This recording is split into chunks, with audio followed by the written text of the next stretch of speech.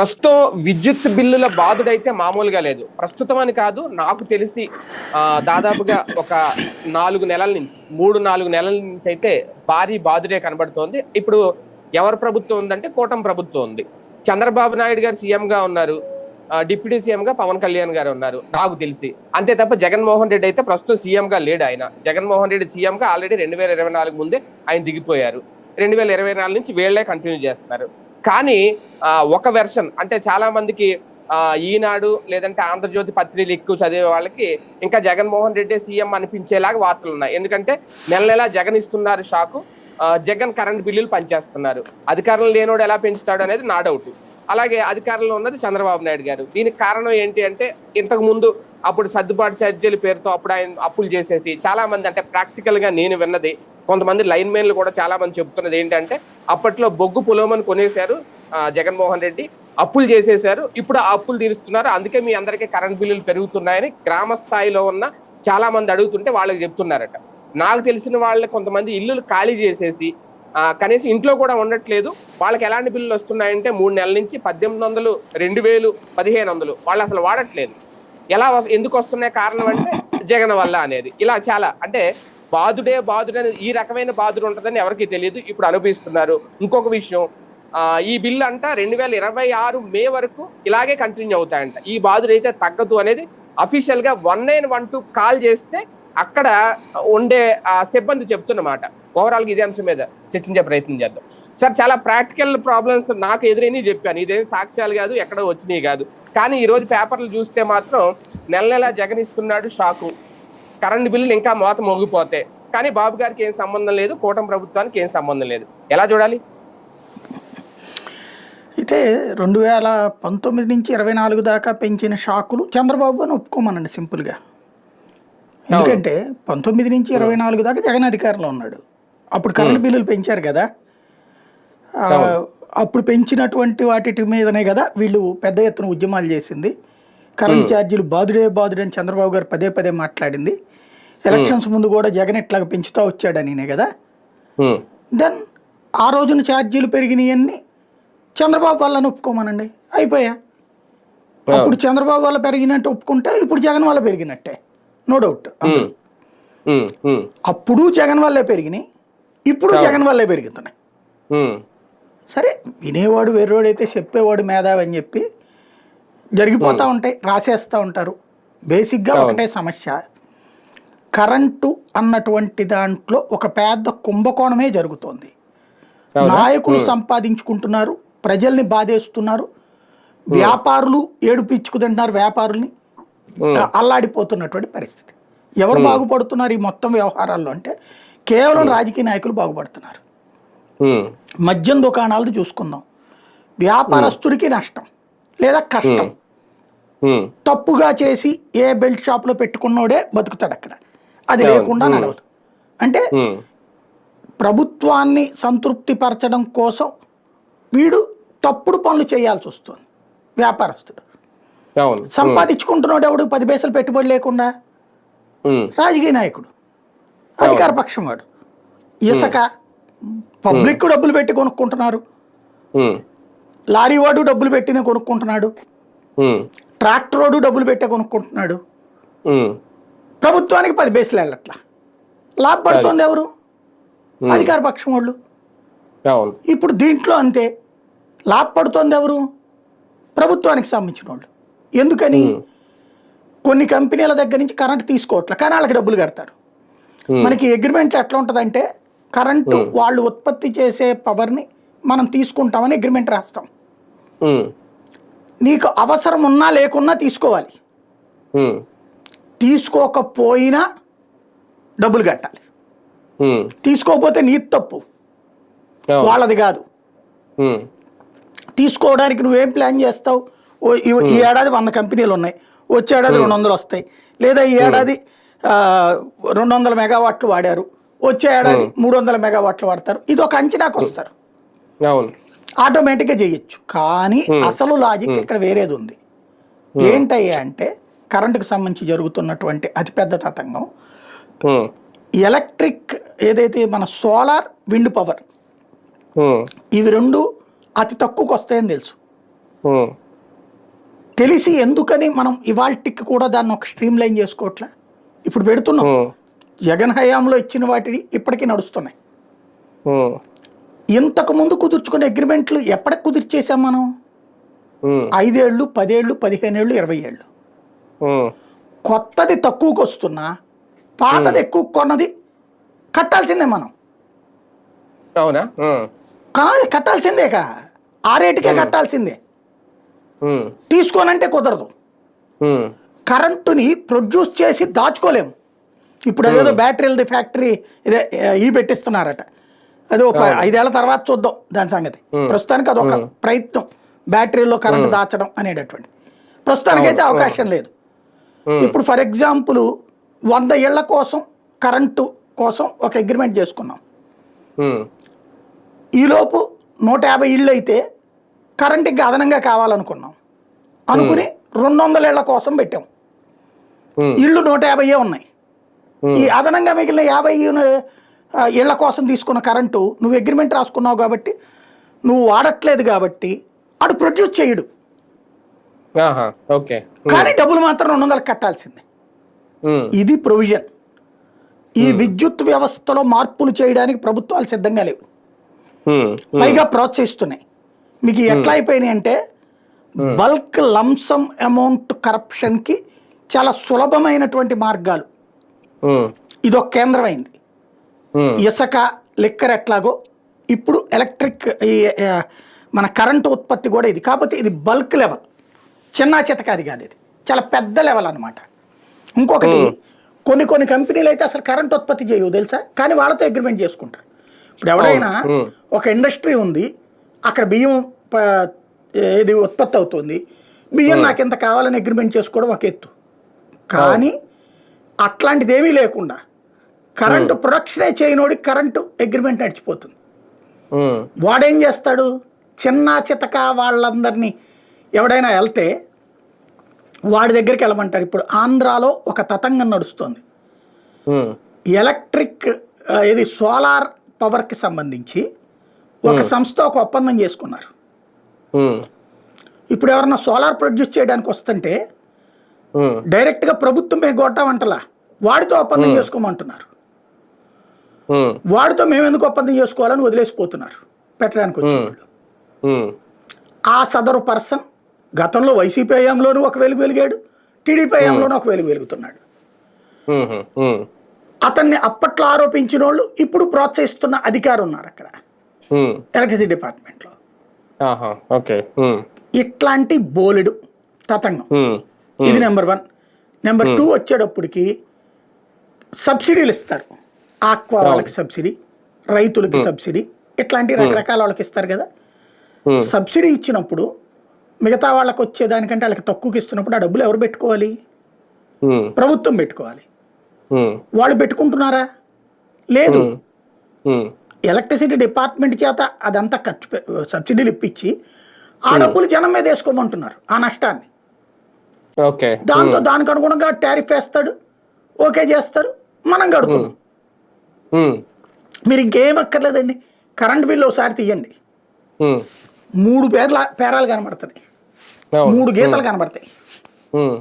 పైన మీది గత నెలలో ఎంత కరెంటు, ఈ నెలలో ఎంత మీటర్ మీద అప్పుడెంత ఇప్పుడెంత, పోను మీరు వాడిన యూనిట్లు ఎంత, దాని తర్వాత దాని అమౌంట్, ఇంతవరకు మీది ఒరిజినల్. దాని కింద ఎనర్జీ ఛార్జెస్, అంటే వీళ్ళు మనకి సేవలు అందించినందుకు ఒక సొమ్ము, service charges, energy charges, energy charges మనం వాడింది దానికి అడిషనల్ గా సర్వీస్ ఛార్జెస్, దానికి అడిషనల్ గా అదేదో పేర్లు రాస్తారు. ఆ కింద పేర్లు చదువుతూ ఉంటే ఒక 6-7 కనబడతాయి. ఇవి కాకుండా 2022 అని ఒకటి, 2024 అని ఒకటి, ఇంకో 2 కనబడతాయి. ఆ ఏడాదంతా వీళ్ళు కరెంటు మనకి తక్కువకి ఇచ్చారట.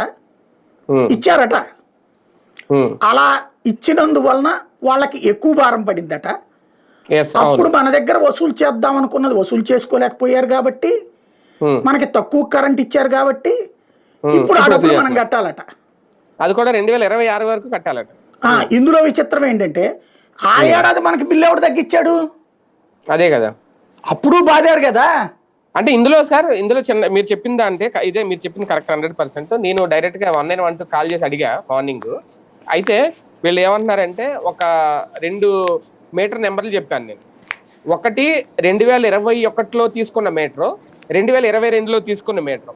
2022లో తర్వాత తీసుకున్న మీటర్లకి మామూలుగానే బిల్లు వస్తుంది, ఎక్కువ రావట్లే. 2021లో తీసుకున్న మీటర్కి వస్తుందంటే అప్పుడు సర్దుబాటు ఛార్జీలు అంటే అప్పుడు కట్టలేని ఇప్పుడు వేస్తున్నారు. ఈ బిల్లులు 2022 తర్వాత కొత్త మీటర్లకి రావట్లేదు, మళ్ళీ వాళ్ళకి మామూలుగానే వస్తుంది.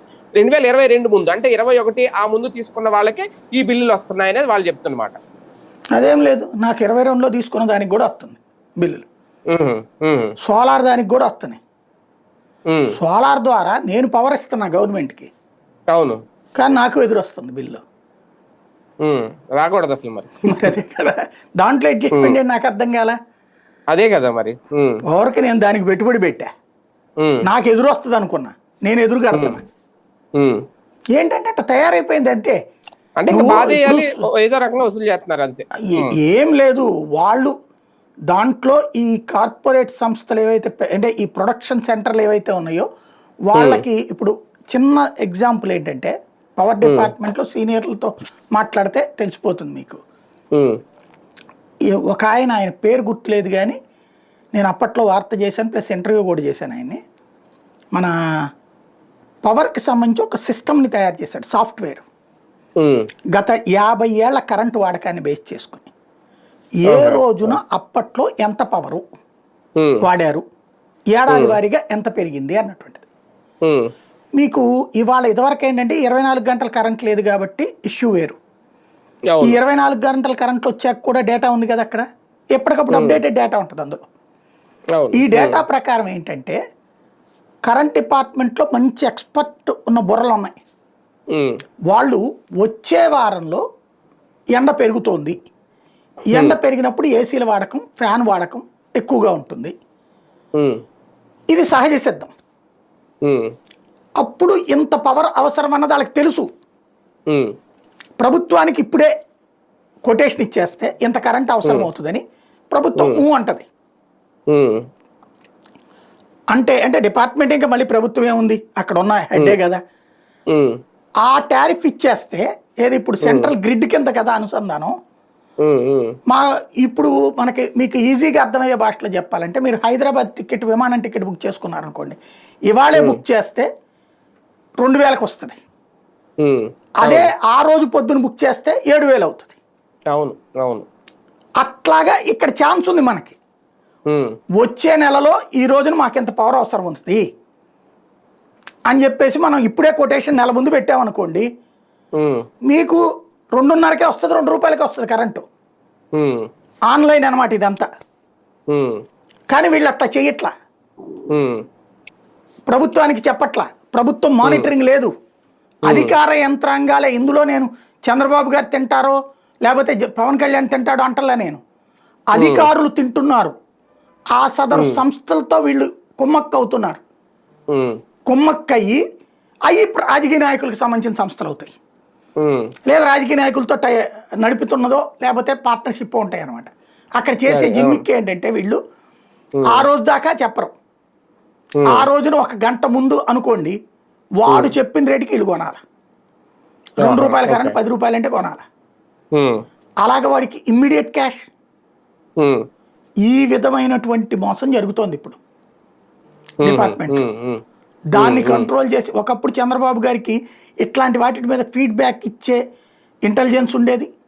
ఆయా డిపార్ట్మెంట్లో ఉన్నటువంటి మంచి సరైనటువంటి సదుద్దేశంతో పనిచేసేవాళ్ళు బాబు గారి నోటీస్కి తీసుకొచ్చేవాళ్ళు, వెంటనే బాబు గారు అట్లాంటి వాటి మీద కఠినంగా వ్యవహరించేవాడు.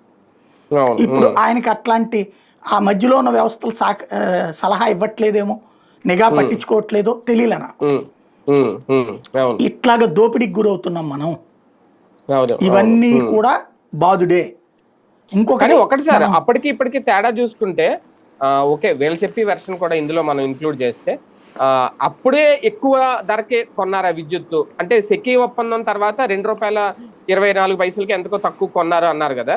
కానీ ఇప్పుడు వీళ్ళు చెప్తున్న కారణాలు అప్పుడు ఎక్కువ కొనేశారు, ఉత్పత్తి కూడా సరిగ్గా లేదు, దాంతో డిస్కౌంట్ మీద భారాలు పెరిగిపోయినాయి, అప్పుడు ఛార్జీలు వేయలేదు కాబట్టి ఇప్పుడు సర్దుబాటు ఛార్జీలు వేయాల్సి వస్తుంది, అందుకని భారం పడుతుంది అనేది. ఎప్పుడు వేయలేదు అంటున్నా నేను. ఏ రోజున వేయలేదు వాళ్ళు? అంటే జగన్ వేయలేదు అని, జగన్ హయాంలో వేయలేదు. మరి వేయకపోతే రేట్లు ఎందుకు పెరిగినాయి ఛార్జీలు? చంద్రబాబు టైంలో జగన్ వేసాడు, ఛార్జీల పేరుతో బాధారు కదా. మరి చంద్రబాబు టైంలో ట్రూ అప్ ఛార్జీలు వేసారండి 14-19. అప్పుడు కొన్నిటికి అంటే వీళ్ళు ఏంటంటే ఫర్ ఎగ్జాంపుల్ ఈ లెక్కలు నేను చెప్పినటువంటి ఈ లెక్కల కారణంగా మొత్తం 10 రూపాయలు అయింది అనుకోండి, వీళ్ళు 4 రూపాయలు 5 రూపాయలకే మనకు కరెంట్ ఇచ్చినట్టు చూపెడుతున్నారు, నాటకం ఆడుతున్నారు ఆ రోజున. ఓకే. ఆ తర్వాతన లాస్ట్ ఇయర్ 4 రూపాయలకి 5 రూపాయలకే ఇచ్చాము, అది 10 రూపాయలు అయ్యింది అని చెప్పి తర్వాత వసూలు చేస్తున్నారు. అంటే అప్పు పెట్టిస్తున్నారు మన చేత. ఇది అప్పు మన తరపున వాళ్ళు అప్పు తీసుకున్నట్టు చేస్తున్నారు. దాని వల్ల ఎదురవుతున్నటువంటి సమస్య ఇప్పుడు జగన్మోహన్ రెడ్డి సోలార్ విండ్ పవర్తో మేము ₹2.49 కొన్నాడండి సెకి. వీళ్ళే రాశారుగా దాని మీదన ₹2.49 అన్యాయం, ₹2.41 ఇచ్చాడని. మరి మన దగ్గర 10 రూపాయలు ఎందుకు వసూలు చేస్తారు నాకు అర్థం కాల. వీళ్ళు కూడా ఇప్పటికీ అదే కొంటున్నారు కదా, వేరే దారి లేదు కదా. అదే పోనీ ₹2.49 కాదు ₹3.50 తీసుకో. టోటల్గా ఇప్పుడు మీరు బిల్లు చూడండి, మీరు ఎంత కరెంటు యూనిట్లు వాడారో, మీరు ఎంత బిల్లు అయిందో చూస్తే 10 రూపాయలు పడుతుంది మనకి. అవును, వాస్తవంగా కమర్షియల్కి 10 రూపాయలు తీసుకోవాలి. కమర్షియల్కి అయితే దోలు తీరిపోతుంది ₹20, ₹25. అవును, అది మరీ దారుణం. ఇంకా ₹20, ₹25 అల్లాడిపోతున్నటువంటి పరిస్థితి అనమాట. అదే కదా, ఏం చేయలేని పరిస్థితి. ఇప్పుడు వాడే ఒక వ్యాపారస్తుడు అంత పెట్టి కొన్నాడు, మరి అతను ఏమైనా జేబులోంచి తెచ్చి పెడతాడే ఏంది? అదే కదా, తను అమ్మే సరుకు మీద వేస్తాడు. అవును, వేస్తే అది రేట్లు పెరుగుతాయి, ధరల పెరుగుదల ఇది ఒక కీలకం. అవును, ఇది అర్థం కావట్లేదు మనకి. సరే, వేసవి వస్తే తప్పదు అనేది ఒకటి ఈ బాధుడు. ఈ వేసవికైనా ఇది, లేదంటే ఇలాగ ఇంకొక 2 ఏళ్ళు కంటిన్యూ అవుతుందా మామూలుగా? నాకు తెలిసి లాస్ట్ ఇయర్ ఏమన్నా ఒక 20 బేస్లో 10 బేస్లో తగ్గిస్తారండి. 2028లోనే సీజన్ చేంజ్ అయితే ఏమైనా తగ్గుతుందా? తగ్గిస్తారు కావాలని తగ్గిస్తారు అప్పుడు ఓ ₹1.5. ఈ లోపు పాపం అంతా జగన్ది. ఓన్లీ ఒక సింపుల్ లాజిక్, ఇవాల్టి రోజున ధరల పెరుగుదలకి పాపం జగన్ది అయితే క్రిందసారి పాపం చంద్రబాబుదా. అదే కదా, 2 పాపాలు ఒకళ్ళదైతే అవ్వదు కదా. అవును, జగన్ టైంలో తీసుకున్న నిర్ణయాల ల్యాప్సెస్ వల్ల చంద్రబాబు నాయుడు ఇప్పుడు ధరలు పెంచాల్సి వచ్చింది. ఈ పాపం జగన్ది అయితే చంద్రబాబు టైంలో తీసుకున్న పాపాల వలన తప్పుల వలన జగన్ భరించినట్టే కదా. అవును, అప్పుడు మన మీద వేసినట్టే కదా. అప్పుడు అది బాధుడైంది, ఇప్పుడేమో పన్నీర్ ఎట్ అవుతుంది. అదే అప్పుడు వాళ్ళు చెప్పలేదు, అప్పుడు వాళ్ళు చెప్పారు ఇట్లాగే చంద్రబాబు ఇట్ట చేశాడనే కదా జగన్ చెప్పింది, దాన్ని సరి చేస్తున్నాం మేము అన్నాడు, పరిష్కరిస్తున్నాం అన్నాడు, తక్కువ కొంటున్నాం అన్నాడు, అగ్రిమెంట్లు చేసామన్నాడు. ఈ లోపు వాళ్ళు ఏం చేశారు, కోర్టుకు వేశారు.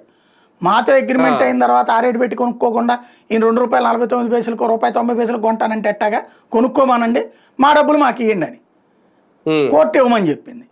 ఇక్కడ ఏమైంది, 2.5కి కొంటున్నారు, 6.5కి కొంటున్నారు, 5.5కి కొంటున్నారు, 4.5కి కొంటున్నారు. అది వాడినా వాడకపోయినా కొంటున్నారు, డబ్బులు ఇవ్వాల్సిన వాళ్ళకి. దానివల్ల ఇక్కడ భారాలు పడుతున్నాయి. అది వివరంగా చెప్పే ధైర్యం ఎవ్వడు చేయడు. ఇదివరకు ఆయన జయప్రకాష్ నారాయణ లాంటి వాడు చెప్పేవాడు, ఇప్పుడు ఆయనకి తీరిక ఓపిక లేదు. అంటే ప్రభుత్వాలు మారినప్పుడు ఈ బాధుడు కామన్ అని అనుకోవాలా? ప్రభుత్వాలు మారడం ఏందండి, ఎవడున్నా ప్రతి ఏడాది పెంచుతానే ఉంటారు. జనం వెర్రి వెంగళప్పలు, ప్రతి ఒక్కడిని నమ్ముతాం మనం గుడ్డిగా. నమ్మినటువంటి వాళ్ళని నమ్మినోడే మోసం చేయగలుగుతారు. అవును, అంతే జరిగేది. దీనికి ఇంకా పరిష్కార మార్గం ఏం లేదా సార్? రాజకీయ కోణంలో చూసి ఒకటి మీద ఒకటి అనుకోవడమేనా? రేపు పొద్దున సోలార్ లాంటివి వచ్చి నిజంగా ఇప్పుడు ఏదో సూర్యగర్ర ఇవన్నీ కేంద్రం తీసుకొస్తున్న పథకాలు అప్పుడు కంట్రోల్లోకి వస్తాయి? ఎట్టొస్తాయి?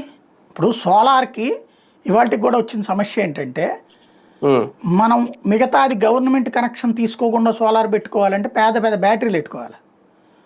అది బ్యాకప్ కావాలనుకుంటా, బ్యాకప్ కావాలనుకుంటా. ఆ బ్యాకప్ దానికి ఆ బ్యాటరీలు వచ్చేటప్పటికి ఊరంతా ఎనబడే శబ్దాలు వస్తుంటాయి.